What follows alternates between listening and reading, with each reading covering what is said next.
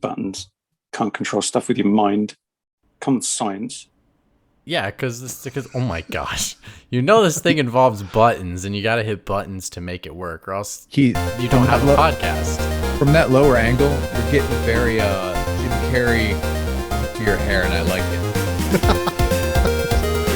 Definitely means he's getting a cut this week. Fucking shaving it off. Yeah, I mean, I started basically just buzzing my hair a couple of years ago. Hello, the music stopped. That means we're live with my stupid haircut.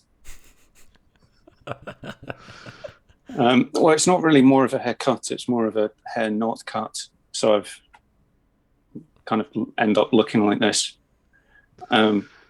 Yes, we are haircut podcastness. Or Pixel Pints, we could be that as well. The only podcast that talks about two things that we enjoy, which is good beer and video games. I suppose we could do that if we wanted. And I suppose we could say that people should drink responsibly. And we're not here to promote drinking. And any beers or breweries we might talk about aren't sponsoring us. And if we're going to do that, we might as well say that you can also follow us on social media at Pixel_Pints on Twitter and Pixel Pints Pod on Instagram. Suppose we could do those things. Or you know what you need to do. If you want to listen to the show, you can find it on any of your podcast services around the globe. And along with that, you can go to YouTube/Pixel Pints and just watch the video feed. Damn, I was going to suggest starting a Facebook group. You guys? No. You know I what's think we better should than a start Facebook group? MySpace page. No. Yes, that is much better. I was going to say screwing over them both and going the Amazon route and going to Twitch.tv. Yeah, got to get that dot in there. Twitch.tv/PixelPints and watch us live.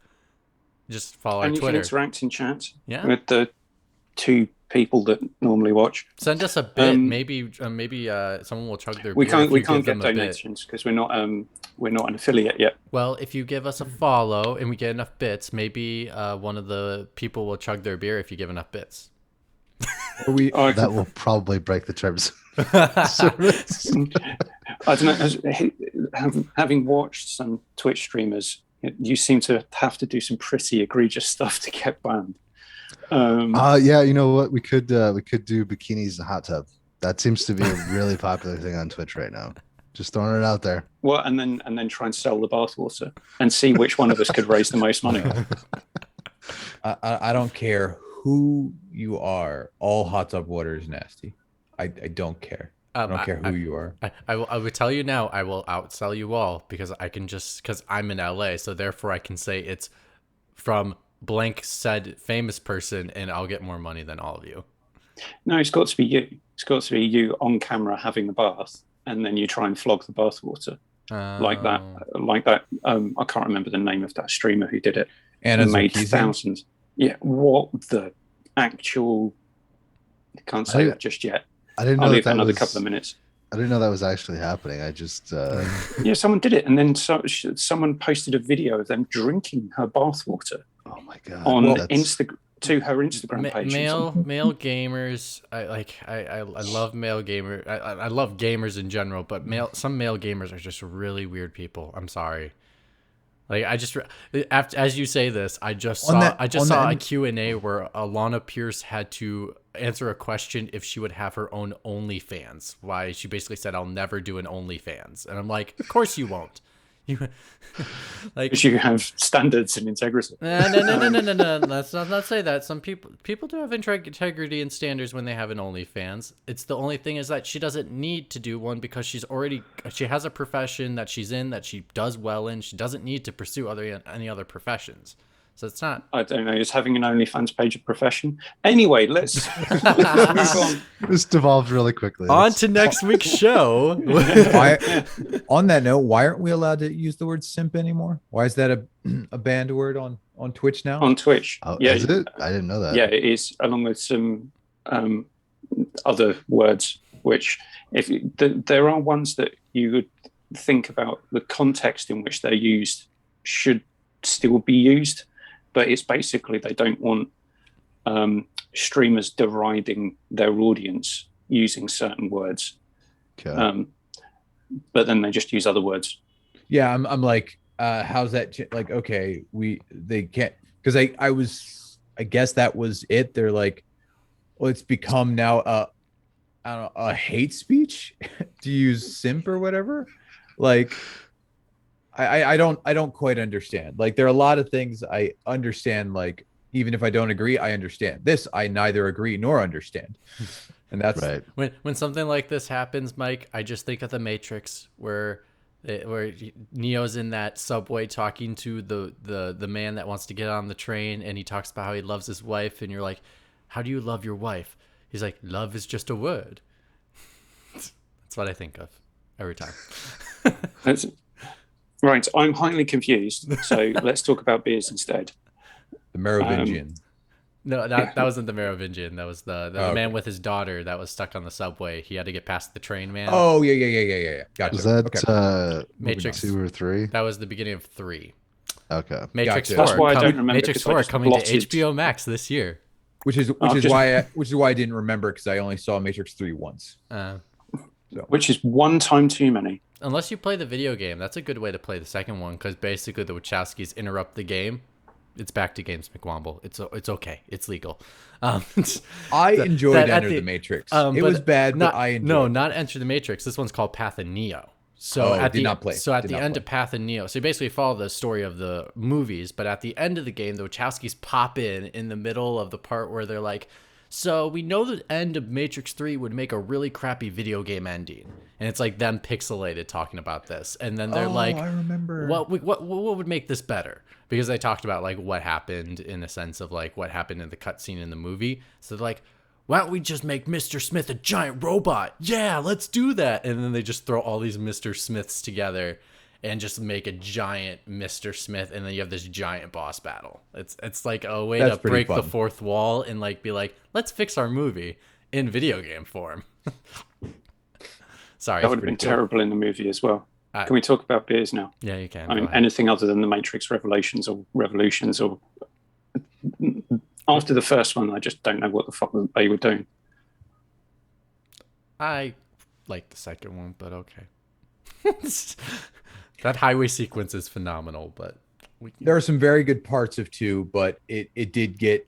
the story structure of 2 is a little flat. 3, mean, it drops the ball. Yeah, I mean, number 1. I'm just going to he start won. talking about beers. So you re-asked a question. Yeah. You were willing to go to beers, and you're like, and you brought up another question, another statement about Matrix. Anyway, But yeah, this is, beers this, to the this- beers to the this beers. is how he does it. He likes to leave it ambiguous, because then he just goes like, then he goes, no one will answer my question. Therefore, whatever logic I was going towards will be correct, and no one Dang can Wisconsin- question it. Dang Midwesterner, it's ambiguous. Ambiguous. Me and trying to do words very quickly when McWomble says, we want to do the show a little earlier. Let's see if Mitch will wake up. I never will wake up earlier than I'm supposed to unless you text me before I go to bed. Oh yeah, if he's already down, there's don't nothing you can do. don't count me in. Count well, me out. I don't know, just ring random numbers in LA. Mitch? No. McWobble, funny thing for you, my number is still a Wisconsin number, so therefore you would call everyone else but me. The best thing is he'll be pissed in the middle of the night, and it's like 3 in the afternoon in LA. Yeah, that's the version of ringing when you're minging. What are you drinking? Right. Mikey, Yes, what have you got? I have. We're gonna do an on-screen pour. I have What you drinking? a Desperate Times Irish style red ale. Nice. Okay, nice. Wait, get some of that ASMR.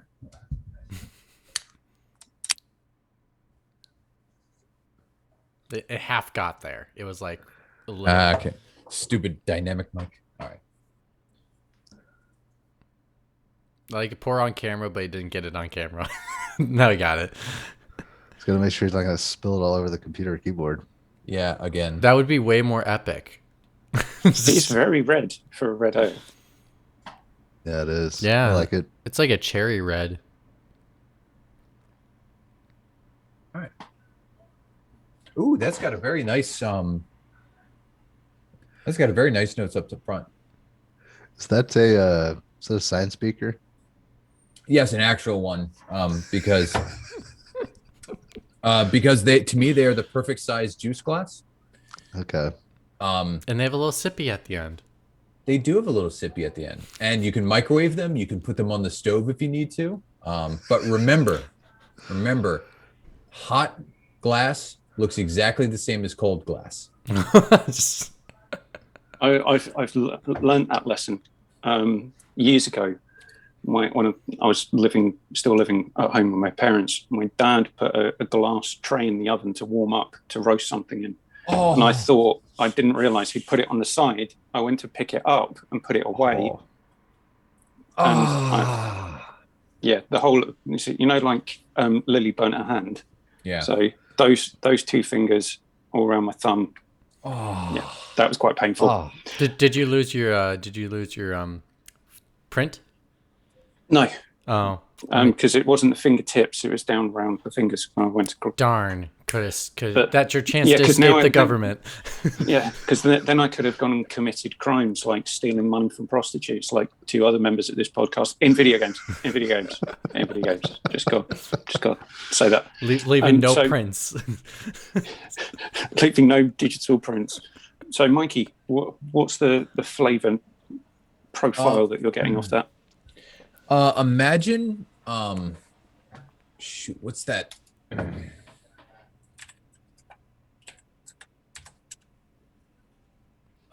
Shoot, it's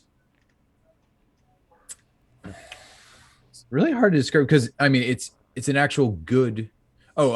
Think Killian's Irish Red, but actually good. So a little more flavorful. Yeah.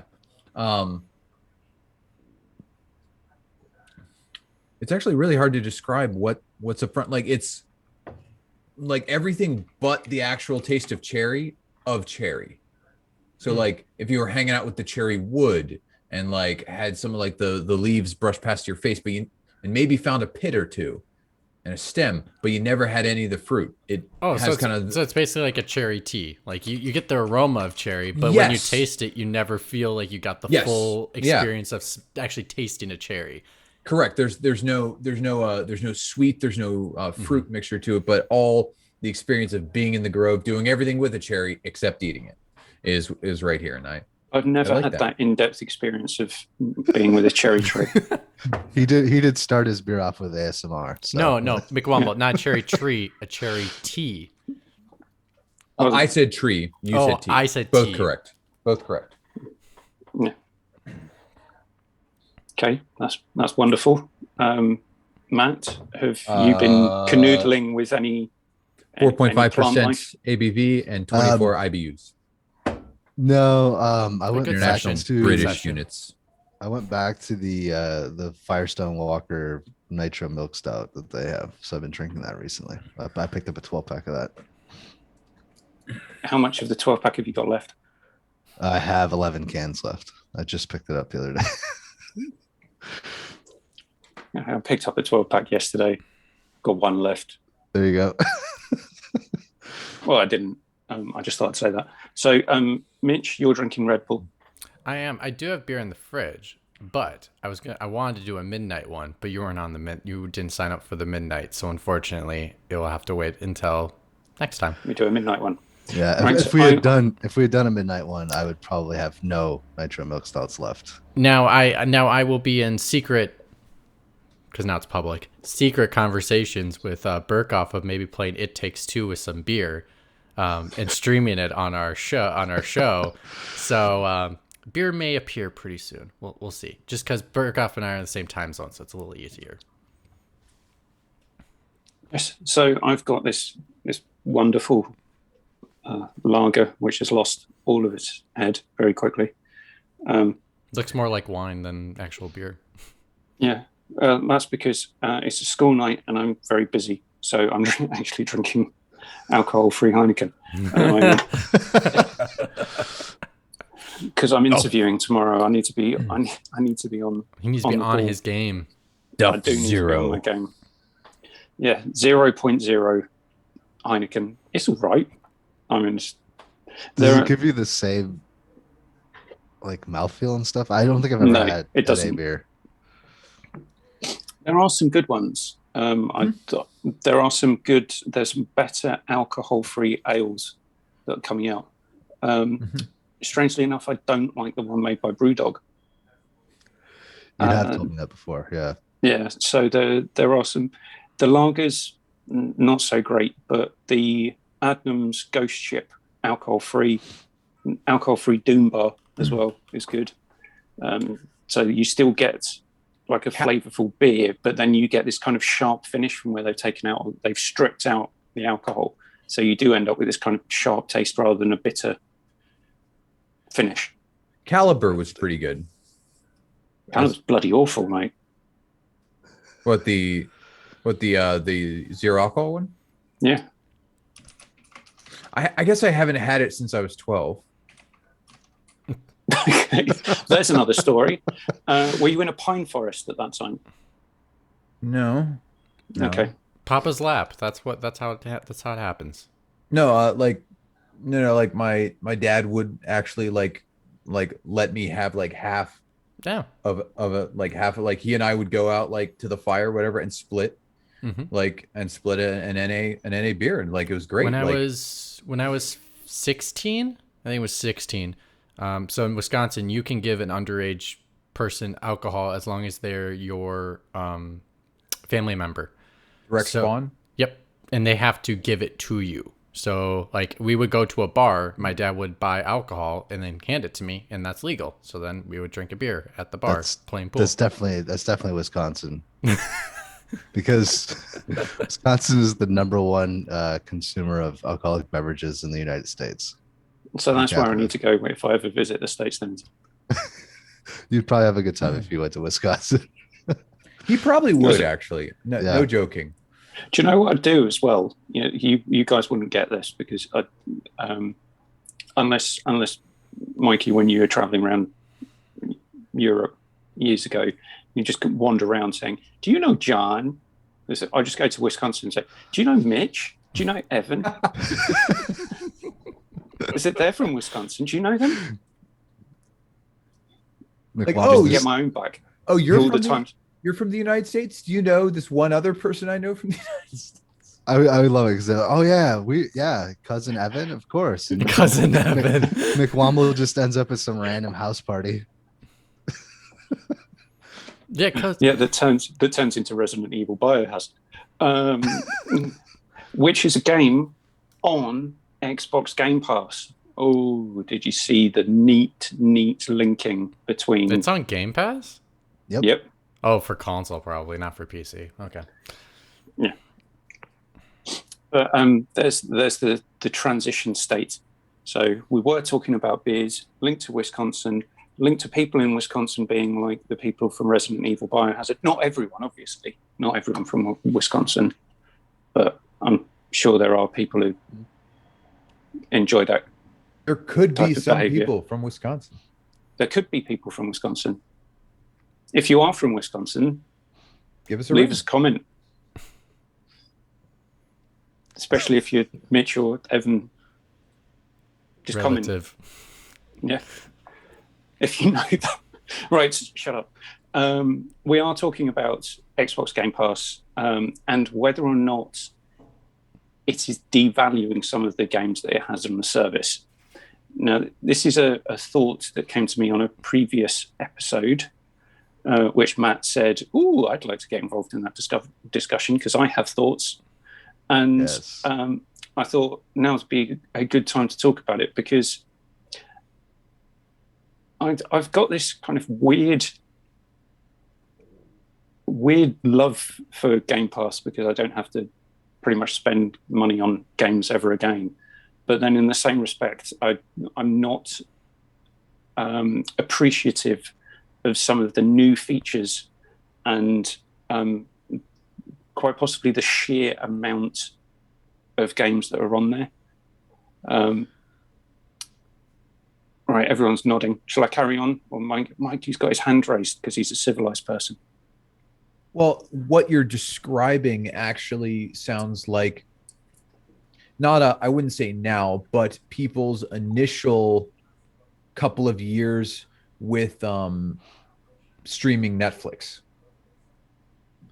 Um Yeah, in that because there is such an abundance of things, and I would argue that at least as far as um classic movies and other stuff that we remember and remember fondly, or like, oh, I remember I didn't see that yet, but I recognize that movie. There was a lot more of that on Netflix years ago than there is today. Like they're more focused on new content, um, which is a different conversation. But it what it feels like is Because that Microsoft aren't focused on new content.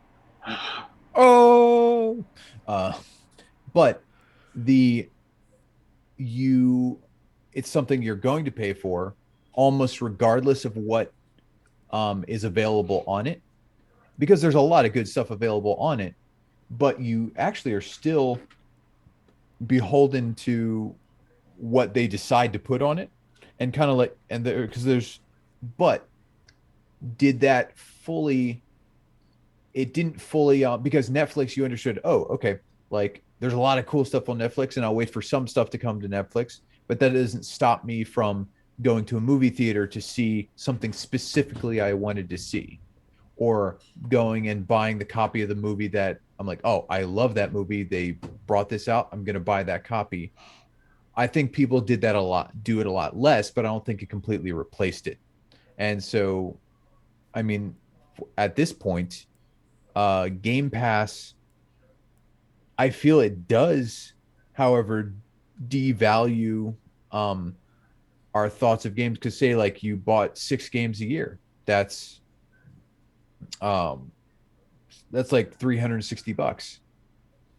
That's like, or 360 pounds or whatever, however much you guys would have to pay if you bought 6 brand new titles at 59.99.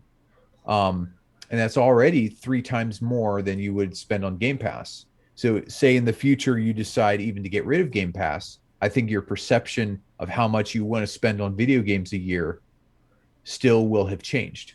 I would disagree Okay. slightly, slightly. yeah, I, So I I slightly disagree disagree as slightly to well. your comment because the yes, does it devalue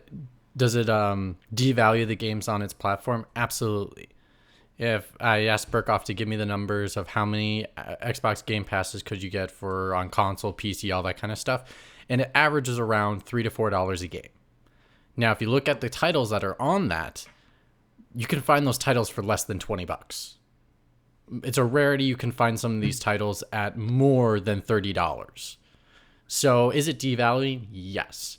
But along with that, the games they are offering you are very old in terms of gamers. Like Yeah. if a game's past 2 years, it's an old game because the industry is moving so quickly. So do I think in the premise of I forgot where I'm disagreeing. I'm disagreeing in the sense of that when someone leaves Game Pass, they're valuing games differently. I don't think they do, because I think they understand, gamers do at least, when they see these games. This is a 7-year-old game. This is a 10-year-old game. This is a 5-year-old game, where they see a brand new title. They're going to be, that's a brand new title. That's I definitely guess worth more in I guess value. I was thinking about like their day and date first party releases, Now which getting that into for that's sure. what I was talking But about. That's what I was talking getting about. into that really quickly, and I'll do it real quick, and then I'll throw it to Burkoff. Them throwing in their own first party titles devalues themselves. So, like, in a sense, basically Microsoft is saying we can't make high quality games, therefore we're going to put it on this platform that we need these other games to try to raise it up in regards to quality, because that's the quality, it matches the quality of everything else on this service. And unfortunately the value of it is not very good. So already they're using it to try to say you have so many games that the value of all these games is well worth your purchase price. Sure, absolutely, it's well worth the purchase price. But basically what they're doing is they're devaluing even their own first party titles because they are putting it on this platform first date and date. Yeah, because Think about a buffet at the best place you could ever go to, Shady Maple Smorgasbord. I Legendary. don't think any of I was us thinking know, of Old Country Buffet, but that's just me. or All right. Ponderosa or Well, something. well, I was saying, think of the best thing you could normally get at a non-Vegas buffet. What? It's like prime rib, like Yeah, prime probably. rib, like Or Maybe, some yeah. kind of seafood, so like lobster sometimes. yeah. Even the best item at the buffet is not generally not going to be as good as the bespoke thing if you went to a specific restaurant of that type of food to get it. So you like the prime rib for the buffet, the crabs, the lobster, whatever, are not going to be as good if you Went to Red compare to if Lobster. you. So, can I just give? I was Can I going to say finish like the actual your chip analogy stuff. for you? It's the version of mass catering versus fine dining. Mm-hmm. There you go. Yeah, that's a pithier way to put it. All right, Burkoff, what were you going to say really quick? I'm going to cut off McWomble. Imagine McWomble being pithy. Who would have? No. So my whole thing was when Keith brought this up and he was like, all right, side table that. That's another conversation. In my mind, I was initially thinking that no, these games aren't being devalued because of the way that games are being made today. So Okay. studios, like I went through and I looked up what is the top grossing games of 2019 and 2020. It's usually Call of Duty, FIFA. FIFA, Madden. There's the occasional like first party title. So I think in 20, I could give you 2018's number. 29, I could give you 2019 stuff. And of course, your Fortnite. 2019 included the Kingdom Hearts 3. 2019 for whatever reason. I actually have a chart. I could pull up a chart. So the best or the highest grossing game of 2019 was Fortnite. With, if I remember correctly, not selling. with what I remember, yeah, if I remember correctly, it was 1.4 or 1.8 billion dollars. The top grossing game of 2020, I don't remember off the top of my head, but it was like some 10-cent game. It's not Fortnite? No. So Fortnite dropped off the top 10 list for 2020. Oh, it's not even in the top 10. It's not even in the top 10, but it's number 11 with 1.4 billion dollars. So it's still doing well. The top grossing game of 2020 had like 2.8 billion dollars. 2.8 billion dollars that it raked in from like microtransactions and all this other shit, right? Yep. So what's interesting is the games that are showing up on Game Pass, like Outer Worlds, you're getting the base game, but you still have to buy the DLC. So like the extra stuff you still have to spend money on. So you're spending money on the service, you're getting the base game. It depends. It depends on the game, because I definitely have a lot of games knowledge about Game Pass building up in my brain, having never used it because of doing Vincent's Game Pass or fail. Okay. So there definitely are additions that where they come with all DLC, even like a Battlefield 4. They literally just did yesterday. So like Battlefield 4. There's some of the additions all the DLC come with all the DLC. And XP boosts, so you could actually get up in ranks quicker if you still wanted to play multiplayer and stuff like that. So it depends on the game, but continue. Well, I was gonna say it probably depends on the game, but it probably depends on timeline too. So Battlefield 4 is what, 8 years old. Okay, so it's 8 years old at this point. So why not give away the DLC, right? I feel like the games that they're going to be making money on are the ones like your Rainbow Six Sieges and your GTA Onlines, and the stuff where having the game available is great. It does have an entry cost if you're buying it on another platform, unless you have a PS5. For which title? GTA Online is going to be free. Okay. Probably worked out a deal with Sony, just like they just put it on Game Pass, right? Because they know that they're making their money on the microtransactions, and the lower the barrier to entry is for somebody. So yes, you're not spending $360 a year on 6 titles, but I'm not spending any money on games now, so I'm probably going to be spending my money in the games themselves. You can't say you're not spending money on games now. Don't do that. Well, no, I'm saying like for You're the average spending person that just has Game you're Pass. spending an You're X amount of spending a dollars monthly subscription, fee. so You can't say you're not spending anything. well, it's a Yeah. perception thing, and this is Yes. where I think all of you have focused on the actual monetary value of a single title, and what from my perspective, it's less about the individual titles and more about what Mikey was getting at in terms of this smorgasbord, is somewhat overwhelming volume of games on there. I was going to get there, but we were just talking about money. Mike's Q talked about and- money, so I thought I went there. And what that results in terms of player behavior. Particularly me, I was quite after, I can't remember what E3 it was. I think it might have been last year's where they showed Call of the Sea. And I thought that game looks really interesting. Oh, puzzle. Oh, kind of adventure game in the classic adventure style. I played it for about 20 minutes and have not gone back to it. Same. Literally the same. I stopped 20 minutes in.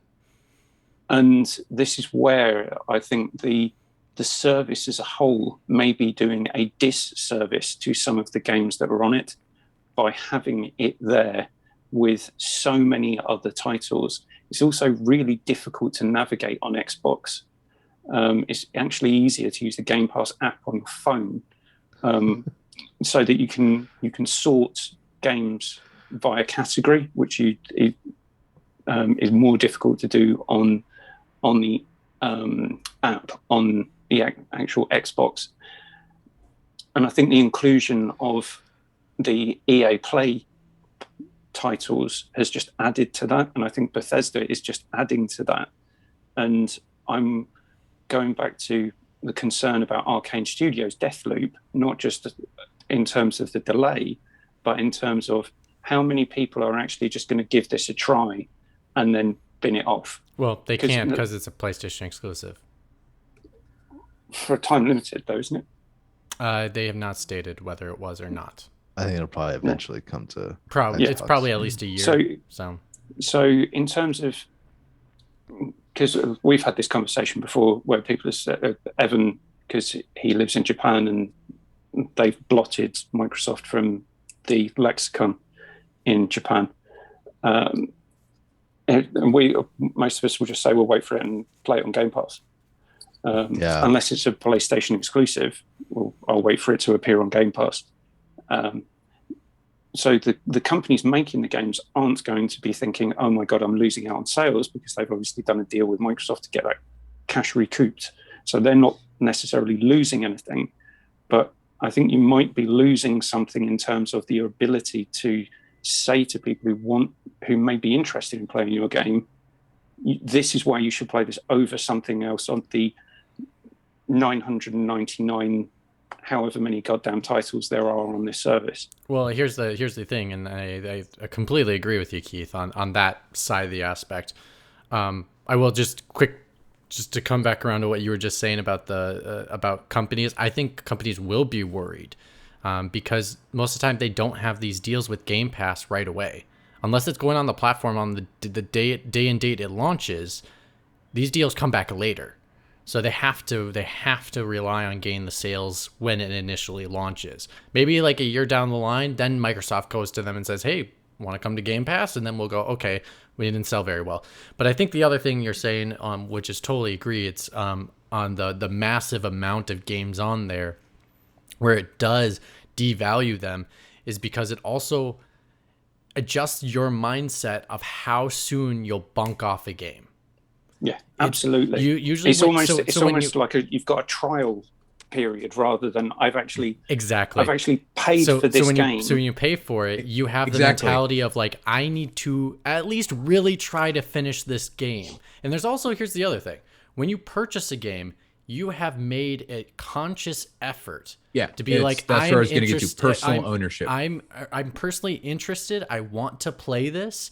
If it's going bad, I still want to play it because I paid for it, one. But two, I was interested. Let's see, give it more the benefit of the doubt. Where here in Game Pass, I was going to use the same example. I played Call of the Sea. I probably played it for 20 minutes. I hit one hard puzzle and I harded out. Like I just went out. And I was like, I was shocked in my brain. I'm being like, why am I, usually I don't quit on a puzzle. Why am I quitting on a puzzle? It was a really ridiculous puzzle, I will say. One, I just had no idea what to do. But because I had all these other games, I was like, I'll just go try Crackdown 3. Maybe that will be more fun. Well, So here's the counter argument to that though. So for me, Outriders, that was a day and date, right? I would have gone out and spent $60 on that. I would have returned it already. But because it's on Game Pass and because I have no real investment in the game, it's still on my hard drive. It's still downloaded because I feel like if I hit a point where like, okay, my mind has changed about the way that I'm perceiving the game and I can actually get into it and play it, it's on my hard drive. And there's no loss there. Yeah, because this is where I'm contradicting myself. And this is where I think there's the dichotomy of Xbox Game Pass. After being initially interested and excited about Outriders, I got less and less interested the more I was seeing it. I was thinking, would I actually go and buy this game if I didn't have my Xbox with Game Pass? And I was like, no, there is no chance in the world that I would go out and buy that game full price. I would have been waiting for at least a 50% off. And the fact that it's there and part of my subscription, so quote unquote free-ish,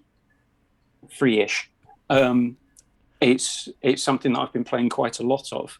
And well, it's a good way for a developer to basically offer your game as quote unquote free to play, but not free to play. So like it's a good way to like get your foot in. Like I don't disagree. And Burkoff, I just quick counter argument to you is like I think the difference is Outriders is a brand new game. It just came out. If you probably did that to an older game, say like you popped in, like, oh, I'll give this one a try, you might not be as forgiving in regards to it. And that's what I was going to say about forgiveness towards it as well, because it's a bit rough. It reminds me of a Spiders game. Oh, it's a little bit better than a Spiders game, but yeah. So I think Mitch, you said I can't believe you've been kind of so nice about server disconnects. You said, well, I've not paid for it, so if it disconnects and checkpoints me back to where I was before, I'll just play through that fight again and I'll move on. If I'd paid full price for it, I would be pissed off. Yeah, and that's side of, I'm sorry, context. Keith messaged on our board of being like, hey, this thing crashed on me for like the 5th time. And then I messaged back going like, I guess you're having fun with it even though it's crashing on you. Like I was like, I don't know if the game, here's the thing, is the game good? That's my question. That was kind of my question to you. I don't even know if the game is good. Expectations shift depending on like actually for everything involved, because it's on Game Pass. What you require of it is different. Less. I'm not going to say less. It is less. No. For this one, yes, it's definitely less. What you require of it is less. Also, of yourself, what you require is less. So say like I had purchased Twilight Princess for the Nintendo Wii, the first console I bought that was brand new. Got the second one in line at the GameStop near my house or whatever. Went home, and like got the midnight launch or whatever. Got the game, opened it up, started playing. And sometimes it'd be like me quitting after I got to the like stupid fishing tutorial because I didn't care about fishing. But I just paid $460 for this Legend of Zelda experience. By gall, I'm gonna go play that. I'm gonna get past whatever I need to get to the parts I want to do. Also, because I didn't have anything else to play. Well, I had Red Steel, but we all know how that turned out. So you're like, even with Red Steel, I forced myself to play through that game because I'm like, damn it, this is sword and gun hand combat. And sure, I know it's bad. It was terrible. But it was mine because I paid for it. And so I put more into it than I would have if I had borrowed the game, if I had rented the game, or if I had gotten it part of a digital smorgasbord.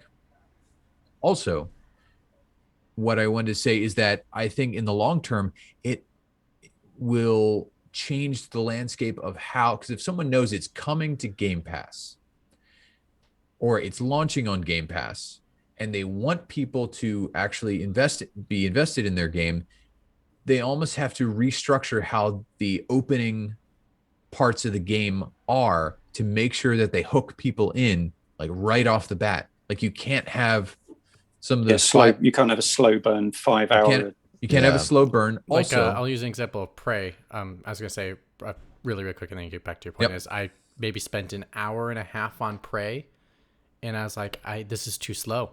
And then all of a sudden I was like, well, I got more games. Switch. Gotcha. But what? Shoot, you derailed train of thought. Sorry. Oh! I got it. I remember. What? No, I don't. It's gone. Lost it. You were talking about Damn how it. you have to change, how games have to change themselves in the beginning of their games so that they will hook on to the player sooner instead of having a slow hour or 5 hour burn. Yeah. So I think part of, but it was something sideline. You talk and I'll interrupt you forcefully when a little bit to your point kind of goes off of what I was starting to say about the way that games are made today is very different than the way that games were made 10 years ago. Thank you. You reminded me. Go ahead. Go for it. I would argue that older full price games were more feature complete than our current full price games. Oh, absolutely they are. Yeah, because definitely. Years ago, they just made a game and sold it, whereas now you make a game, you hive content out so that you've got correct. So are are they actually being devalued, or are they actually being properly reassessed? The tax assessment has come through, and these games have been found wanting. No, I would disagree with you slightly because and I did actually. You and Burkoff have like kind of the same point that I just want to really just like smash down like a little bug that it is. Is that I get what you're saying, Burkoff, but again, games as a service is something that is not very. I mean, game companies are right now catching on that that's not the way to go. Outriders themselves had literally said, we do not want to be games of a service. And the ones that are games of a service that are successful are free to play. So the type of games you're talking about, Burkoff, are not as common, especially on Game Pass, are not as common. Game Pass has a wide variety, which is something I give it a lot of credit for. They do have a mass variety of single player, JR, and all the different genres. They also have multiplayer, and they have a bunch of different genres. So I wouldn't say because games of a service is a thing that all games that are going to come to Game Pass are games as a service, because they're not. So I think your argument is kind of devalued because you're tagging it on all the games, and that's not what it is. That's not how all games are being made. It's only a sum. Right. So if you take a look at the service today, yes, you're absolutely right. I'm kind of seeing it the way that Mikey sees it, in that when Netflix first launched, there was a bunch of like, oh hey, I know those movies. And today Netflix looks very different because Netflix is its own thing. It's sort of evolved into, it's become its own studio, and that's what they push. So I think the Game Pass had to become its own studio. I'm not saying it's wrong. I'm just saying no. I'm sorry. Yeah, I'm not disagreeing with you. I'm just clarifying that it had to become its own studio because of other companies saying, look what Netflix is doing. They're making all the money. We need to take our movies away from them so we can start our own streaming service. So that why other companies are. That's why you can find, like, that's why occasionally you'll find a Warner Brothers movie on Netflix, and you're like, why is it not HBO Max? They signed a contract years ago that they would have the rights to this movie. It's why there's still a couple of Disney movies on Netflix. Or not very many, but I just found New Mutants on HBO Max. I'm like, it's not Disney. It's like Fox Disney. What? So that's part of my argument. I think you're going to see Game Pass evolve into be its own thing, and once you're like a Game Pass original. Yeah, once you're invested in that ecosystem, which is what Microsoft is doing right now, they're getting you in the walled garden, they're getting you invested, they're making sure that your user experience and your time and everything is going into your avatar and your gamer record and all that, and that once you're invested in that, now You're along for the journey. I still fucking pay for Netflix. I don't know why. I watch it maybe once a month. Is that really worth the 12 or 14 bucks that I spend? Probably not. What you have to do is get a family with 6 siblings, and Well, each one of you pay for one of the services.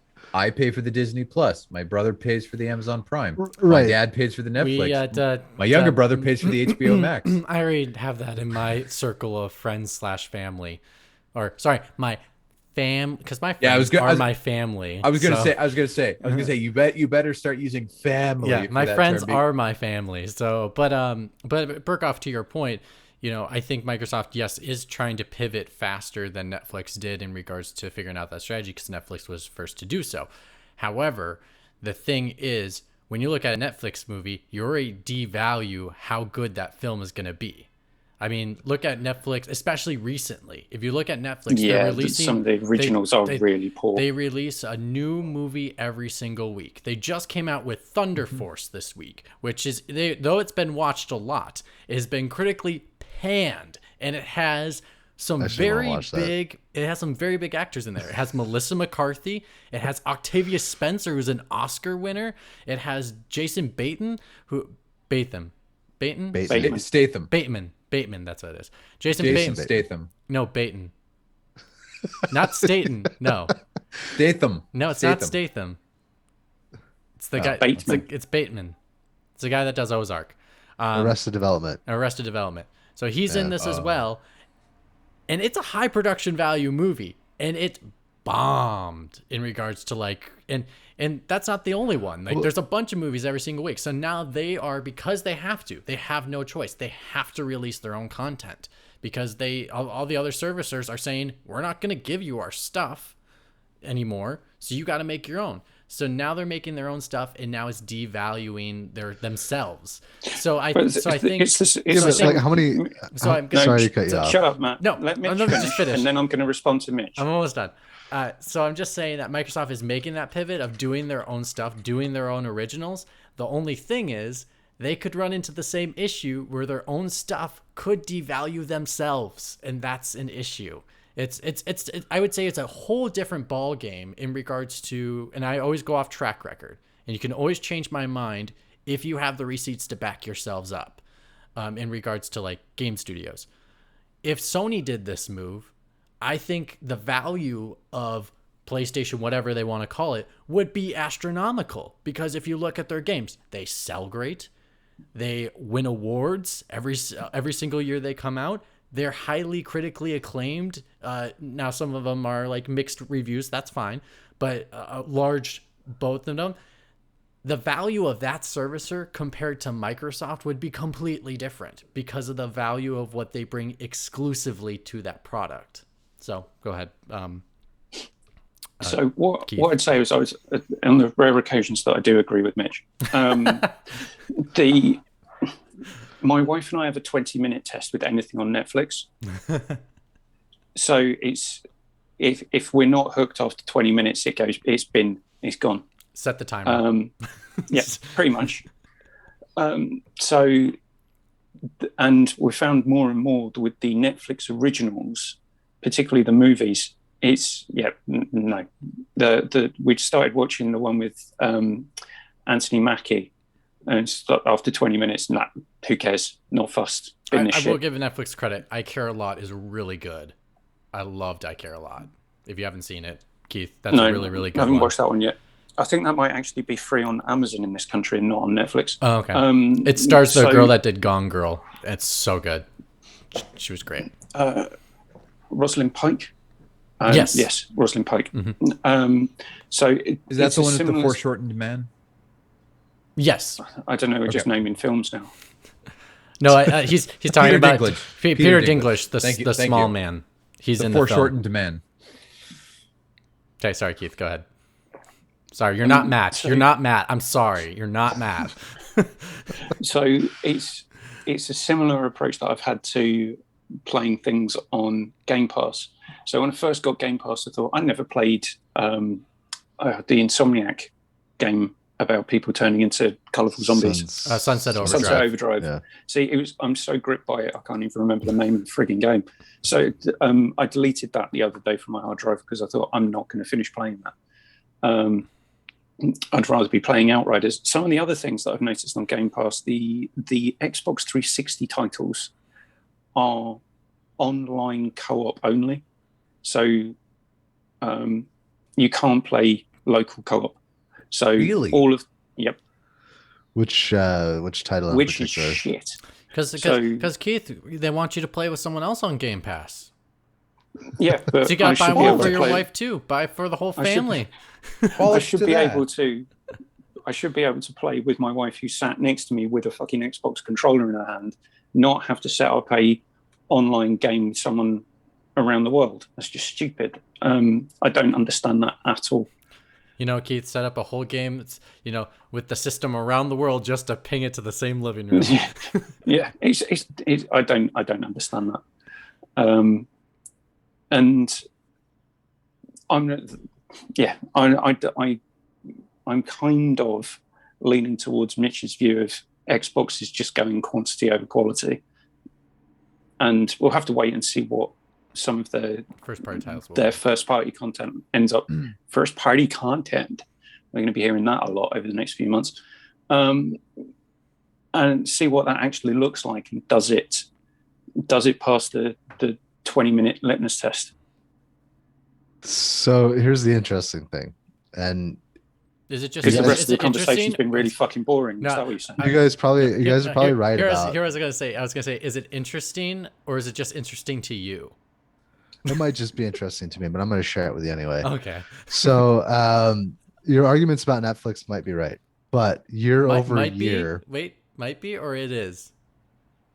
with regards to the quality of the content, depending on who you're talking to. I want right? you to make an absolute stand. It's either yes or no. Might be is Their wishy-washy. their original content is fucking shit. It's garbage. Not all of it, but a lot. Regardless Some of that, people might say that. regardless of that, I've heard The Irishman was good. millions No, it's not. upon It's boring as millions fuck. of new users every single year. You sound like the man who would hate Lawrence of Arabia. So That's a good film. Well, Burkoff, it's not that's not necessarily true. It's they have sustained their current user base. no, dude, all right. 2011, they had 21.6 million subscribers. I'm talking about over the last 2 years. Over the last 2 years, okay, so the end of 2017, they had 110 million subscribers. As of the end of last year, they had 203 subscribers. 203 million. 2 million, sorry. So quite a drop. They've practically doubled the number of subscribers in the last 2 years. I mean, pandemic, but we'll see how the pandemic Well, all right, after so- post-pandemic how that works out. But yes, Microsoft might have not pivoted so hard into Game Pass if the pandemic hadn't happened. You know what I mean? Controversial side statement.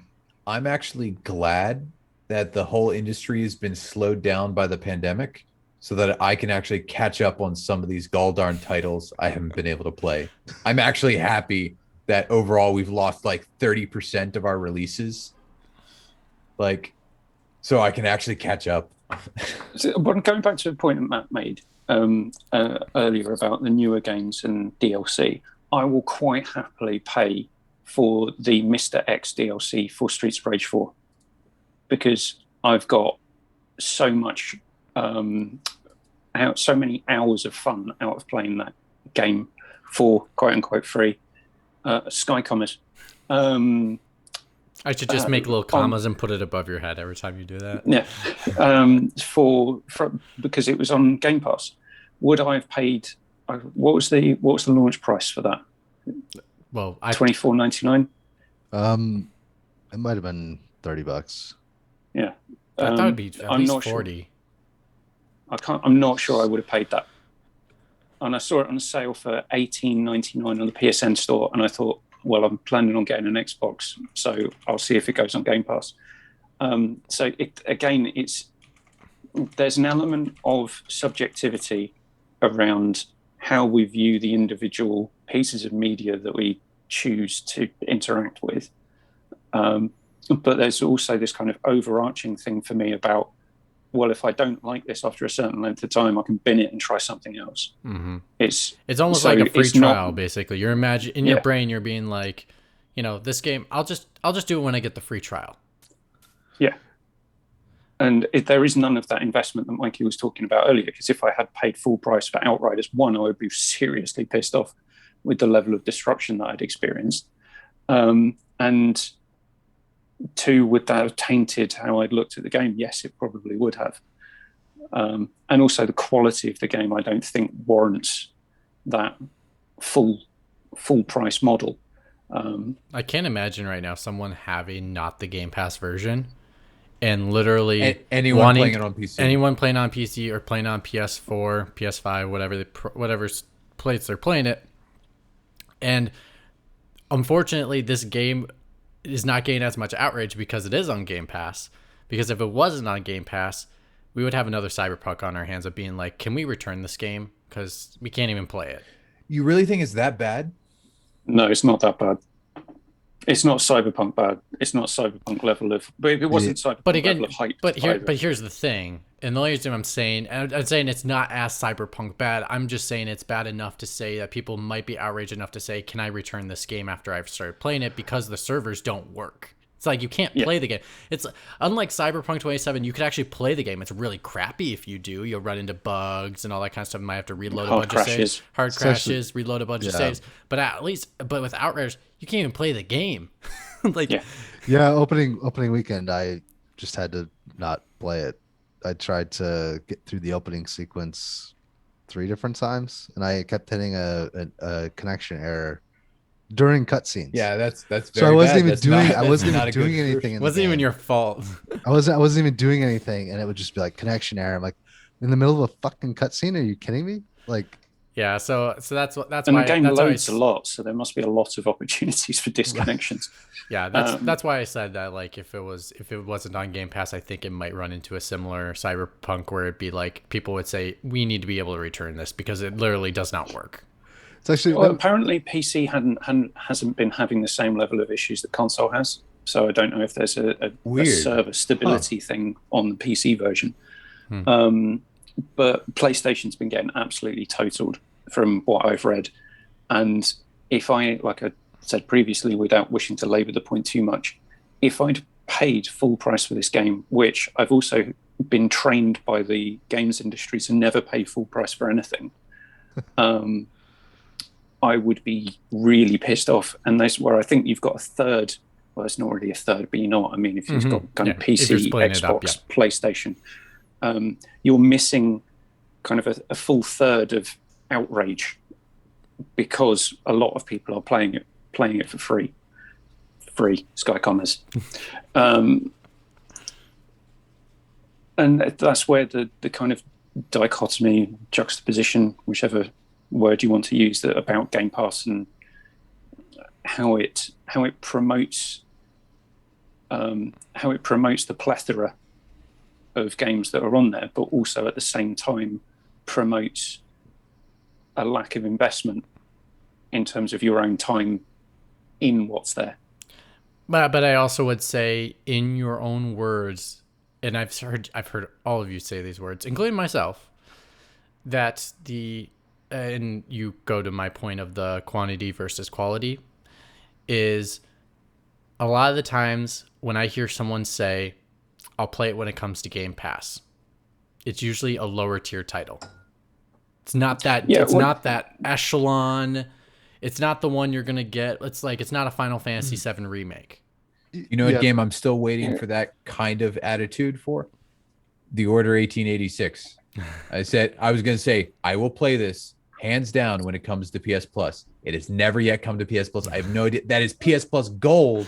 Why have they not put it? I think I picked it up for $4. It doesn't matter. It doesn't matter. So it's become a point of principle for Mike. I would go play it because I definitely enjoyed The Order. It's a very basic game, but I actually really enjoyed The Order.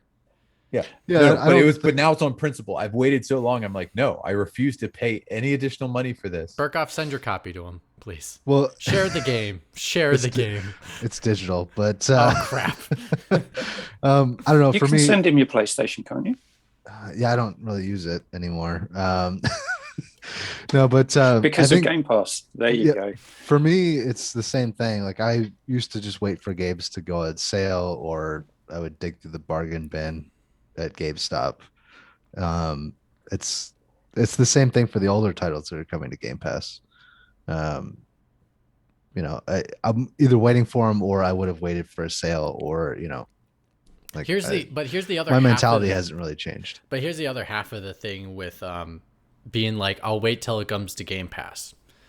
When the game launches, it has this window of like excitement. People are excited to play this thing. And I think it also goes to the point of why maybe McWomble, you and I were an example like Call of the Sea, we were turned off so quickly by it. When the game launches, like there's excitement, there's energy around it. People are tweeting, people are messaging you, being like, "Oh my god, blah blah blah blah blah." You're like, "Did you play this?" Blah blah blah. But then when you just get it by itself, sometimes the game, the hype around it helps you get through the game. You're being like, "Oh my god, this is very generic, but it's super fun because like, oh my god, there's so much good stuff," or just some basic stuff. Yeah, and Zeitgeist and whatnot. Zeitgeist, exactly. So I think what's unfortunate. Animal Crossing is that's the entire reason it's so popular. Yeah, exactly. So I would say I'll use Animal Crossing as a perfect example. If I play Animal Crossing right now, I would totally lose out on why was everyone crazy about Animal Crossing in the first place. It's kind of similar with Game Pass. If you wait so long for a game to get there, that's why for me it's like it's hard for me to buy games later. Because a lot of times, if I'm not even that interested in the game, if I was interested, I would have bought it. Yep. And if I'm going to wait, then I'm not as interested. And therefore, it takes that higher expectation for it to catch me to get me to play the game. And if it doesn't, then it's not worth my time. Then I'm like, oh, I was right. It's not worth my time. It's why I've never seen the James Cameron Avatar movie, because I missed it when it was in theaters. And everyone's like, this is one of the most amazing experiences you will never remember anything about, but you should go see it. And I just didn't get around to it. And even though I could have watched it 100 times over by now, I probably never will, because what made it special and an amazing spectacle, and also watching it with other people, is not there. And so there's no point in me watching this movie. It's like similar to, I watched Endgame one more time just recently, and I couldn't even finish it. I was like, this is not as good without the people around it to make it better. Just fast forward to the Avengers Assemble scene and you're good. Like that's all you need. Okay. Well, I'd just like to point out that everything that's happened since Endgame is because Tony Stark is a selfish prick. If anyone's watching, everything that happened toward Endgame is because Tony Stark was a selfish prick. Yeah. So what I would say is I'm not going to suddenly say that Xbox Game Pass isn't good value, because it bloody well is. It's amazing value. Like I said, it's $3 a game, so you're getting value. So the reason I'm having this conversation now is because I've had time to experience using the service, and my experience of using the service has led me to understand better, one, how I perceive the games that are on there, and secondly, it's more about my ability to identify titles within there that I would really connect with, rather than I'm going to try something completely different just because it's on there. Because I've tried that and I didn't click with something, and I thought I could have been playing something else that I would have enjoyed more, like The Witcher Thronebreaker. Fabulous game. It's on Game Pass. Yeah, it is. There's no excuse now. I will say, though, as a person like for me, I kind of grew up in the right moment. I grew up right in the middle of Netflix when it was doing DVD. If you didn't know, kiddos, Netflix used to be a service where you would actually get DVDs in the mail. It wasn't streaming, kiddos. It was DVDs in the mail. So, and Blu-rays. So, and it was at the perfect time where DVD burners were cheap, and you could get a spindle of DVDs this tall for like $20. No kidding. My uncle he had the Netflix service, would rent a movie, burn it, send it right back, and he had like 3 or 4 full spindles of wow. movies that he copied from. As long as long as it as long as it wasn't a Sony movie. A what movie? A Sony movie. Oh, could you not copy this? They had insane copy protection. Yeah. Because I used to do the same thing. So yeah. Well, self-incriminating material. But anyways, but basically that's what Netflix used to be. So when I was younger, yes, Berghoff, I was little. I think I actually was in high school. Was when Netflix started to do streaming on top of their DVDs. So at the time, I think Microsoft right now is where they are when that happened, where it was not because it took them about 3 years to find titles that people actually like watched, because at the beginning their titles were a lot of indie stuff, indie movies. It'll be really interesting to see how many publishers going forward do the Square Enix Outriders calculation, and that is, we project that we're going to make X number of dollars on launch for this particular game, and Microsoft is willing to give us this much. If X is greater than Y, then maybe we throw this on Game Pass day one. And then here's also the element that they got to put into play as well. It will be interesting seeing forward how these games do in regards to once they're on the service. So there's a lot of X factors that are coming up, and I think this is an interesting conversation to have now, and then maybe have again 2 years down the line, 3 years down the line, to see once I paid off my Series X. Once it comes, honestly, I'm agreeing with you. Once it comes up to what does the renewal of Xbox Game Pass Ultimate look like? Yeah, because I think, depending on how games do on the servicer, that also determines the factor if they will pull the trigger on Microsoft. Because if Microsoft, again, quantity versus quality issue, if they buy too many, you get buried in the service. It's like the Nintendo eShop for games. It's like there's too many, you can't find the ones you want. And when you find the one you want, sometimes they stay on it forever, or, ooh, shiny new game, switch over to that one, and then they never see your game again. So like Outriders could only last 2 weeks, and then all of a sudden they're like, yeah, did we make some money? We did.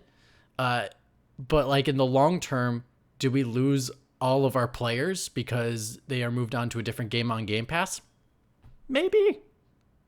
Yeah, that's an argument to be made too. So like games as a service is the one that is going to be the most interesting to see of how many Microsoft want to acquire to do games as a service, because I just think in my mind, we had Bleeding Edge. Was it last year? 2 years ago? Where's that game? 2 years ago. No one's playing it. Well, it's on Game Pass. It's on I'm Game not Pass, even touching it. but no one's touching it. So it's like, and I think you even used your example with Game Pass or Fail. I'm sorry, unfortunately, for spoilers for that show. But like the servers are open. Can you find a lot of players? If you got to find a personal server to do it, but you can't do it if you're looking at like just to hop on a game and hop off a game.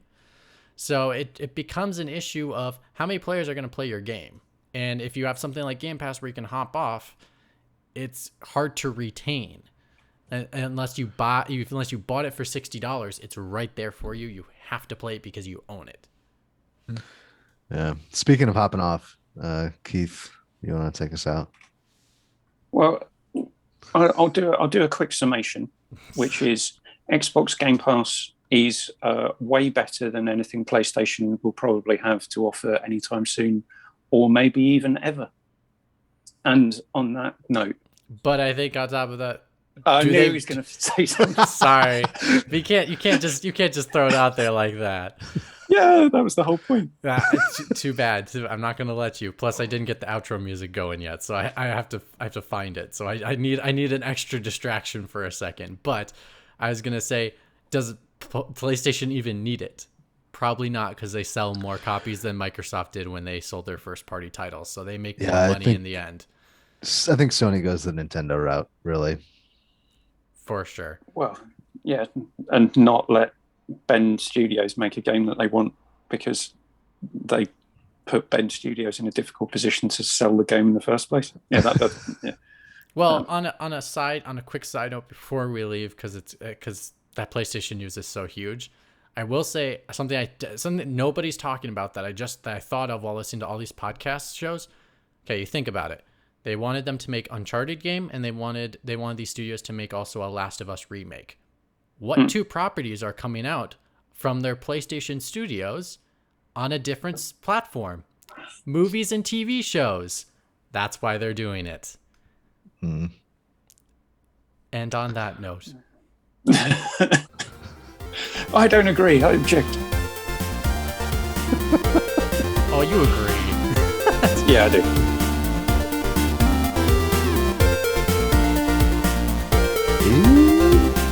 Not yet. Here we go. It's been too long. It's been too long. You were on the show 2 weeks ago.